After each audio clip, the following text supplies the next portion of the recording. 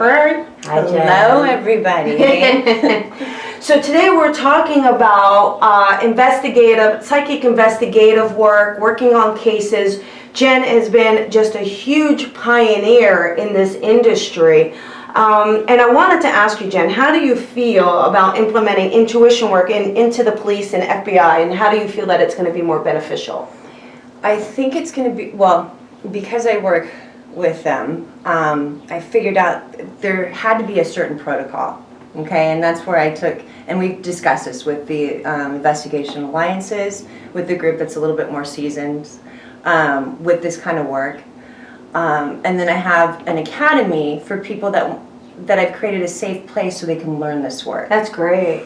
So there's no, and what I've realized that it's so interesting how police officers and agents want to learn this work, but they don't want the terminology. The terminology, I can't take away the baggage of the terminology that's happened for hundreds of years. Yeah. Right? Okay. So intuitive kind of covers it all. Okay, great. Okay, yep. But bridging that gap, it has been such an enormous task to do, because even when I work with them, they still can't come out and say that they work with a psychic. Right. But they can say, I felt it in my gut. I'm like, I don't need the credit for it. It takes a village. I'm not out there actually busting people. You guys are doing that. Say that you had a hunch. Yeah. And then I teach them because a lot of times it's usually what they thought to begin with, yeah, but they just think it's a thought. Right. So you're kind of teaching them to trust it anyway. Absolutely. Right? Absolutely. Okay, great. And you go around, and so now where can anybody sign up at this academy? I'm hand selecting them right now because it's I've also realized that some people, it's not that they're not cut out for it, but you're seeing very, very graphic things. Yes. Mm-hmm. And if you're not ready for it, it will traumatize you. Okay. It takes a long time to build up. You guys, it's one thing to be a psychic medium. It's another thing to be a practicing one. Yes. And then it's another thing to take it to a level, and it's not a hierarchy, but take it to a level where you're seeing kids that are being killed or being stalked, or you're seeing a huge amount of violence. There's a lot of human trafficking. Oh, right. And then so to keep it light in your own life. Yeah, yeah. Well, that's really where I wanted to go in your own life, okay? Because, it's, you're a mom, you're a mom, a wife, you hold everything together, and you have to kind of deal with this side of work. How do you find a way to, kind of keep sane about it and not be so overly protective with your own children and find this balance? How do you do that? Well, I just threaten my kids. I'm like, that always works. I'm like, you think for 1 second you don't have a chip in your head, or that the FBI is not watching on our devices, But, I have great friends. I'll call up my friend Michelle, and I'll give her the information, because I feel like if you get in your head for too long, you begin to think you're a little cuckoo. Yeah. And I feel like if I don't say it to her, how you don't remember anything, and there's certain things that I would like to remember versus just the feelings that are associated with them, or just to hear to hear myself talk. Yeah. To get it out. If you don't have a way to release it, then you're stuck with it. And what I've realized, it's helped me with, I don't take on cases, right before bedtime. Right. Because you'll go into my dream state, and then I'm really bored. Yeah. But, and I like to drink cougar crack, Chardonnay. That helps a little bit. But the difference is if I know when I'm escaping, which is bad, and then I'll cut it off. Okay. You know what I mean? Yep. You just get, that's where you have to get into a place where you know what is your own stuff. Yes. And you know what you're doing. And, our mentor, Lisa, was one of the best examples. She goes, you get in and you get out. Yes. That's, your job is not to sit there and linger. Right. And that's, I've heard that from, several great mediums, and it's true. Yeah. And that's what you do. The thing too is I'm always sharing with people, this, even for us that do this work, we still have a human experience, Yeah. We don't get to skip that human experience. So you have to take time away for yourself to regroup, to spend with family and friends and cry. There's been so many nights where I've come home And my husband will look at me and he's like, you haven't decompressed yet. Oh. I'm like, no, I haven't. He goes, okay, so take some time out for yourself. And I will sit there and I'll cry for a little bit from the things that I see. Like, you know, just sometimes it gets to you. And that's where you have to keep yourself in check.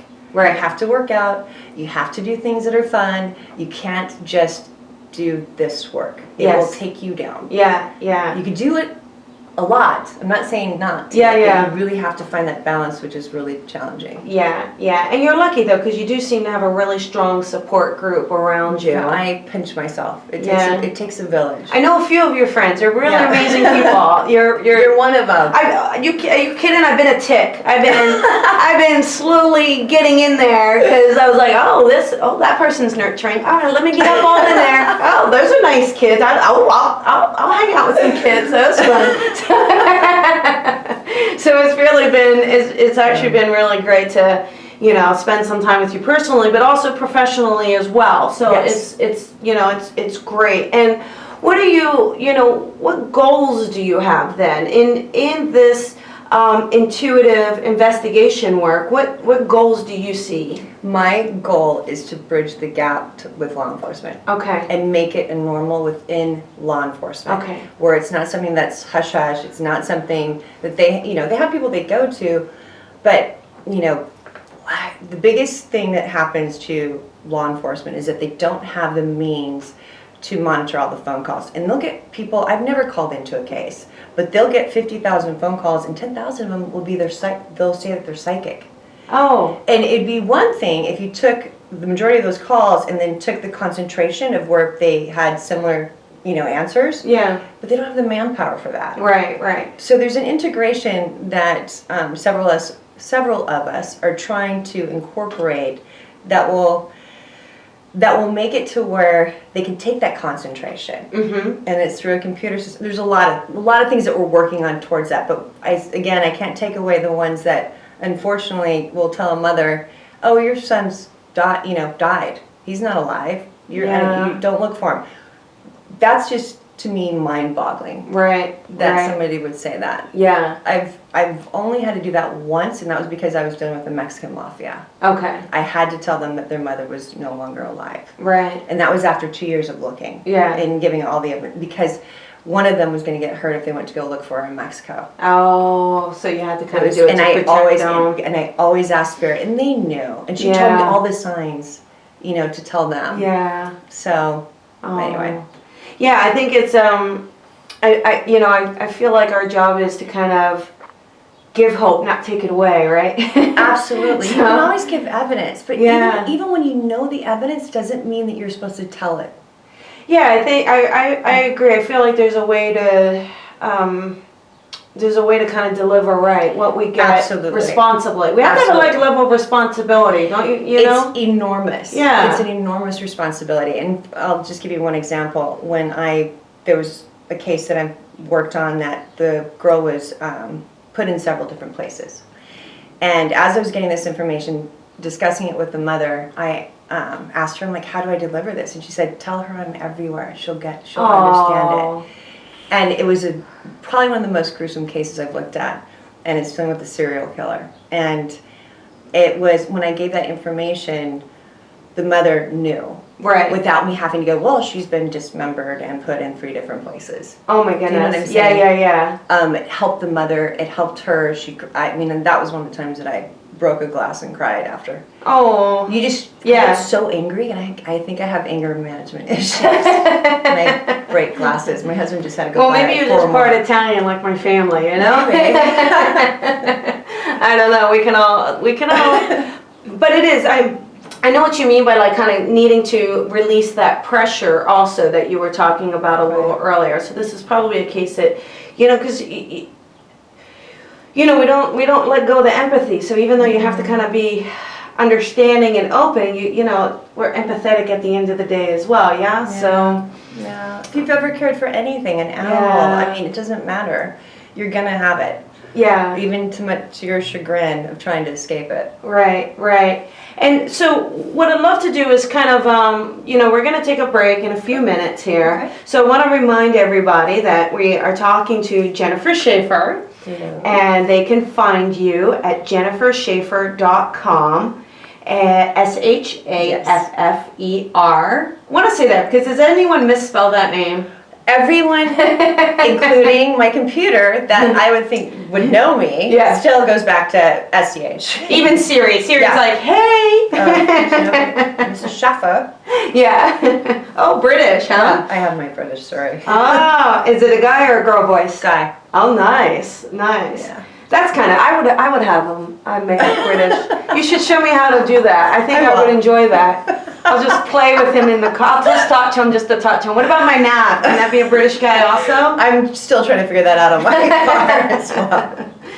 Okay, and they can also find you on Twitter, Facebook, Instagram. So please, everyone, go and I want you to look for Jennifer Shaffer. She's absolutely incredible. Now, I'm just curious, for this Intuitive Investigations Academy, are they allowed to, is there an application or anything that someone can submit? What they could do is they can submit it. I have two incredible case managers. One is Michelle Eddins and the other one is Tony Ingram.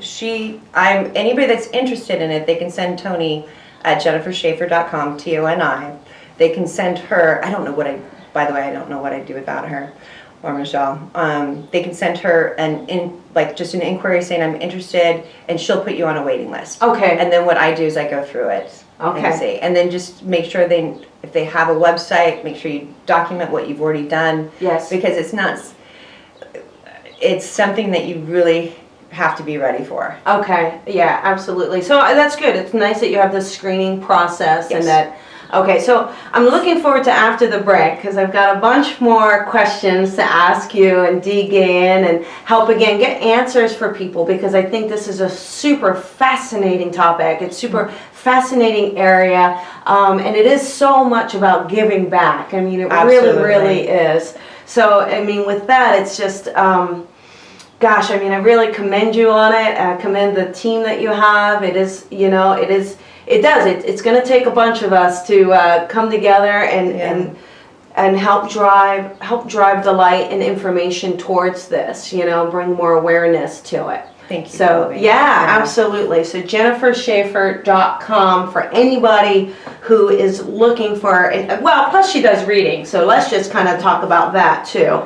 I've been focusing on the intuitive investigation, but Jen does psychic and medium readings, life coaching. She does all of that as well, and you can find all that information at jennifershaffer.com, easy enough. And she posts fabulous pictures on Instagram. So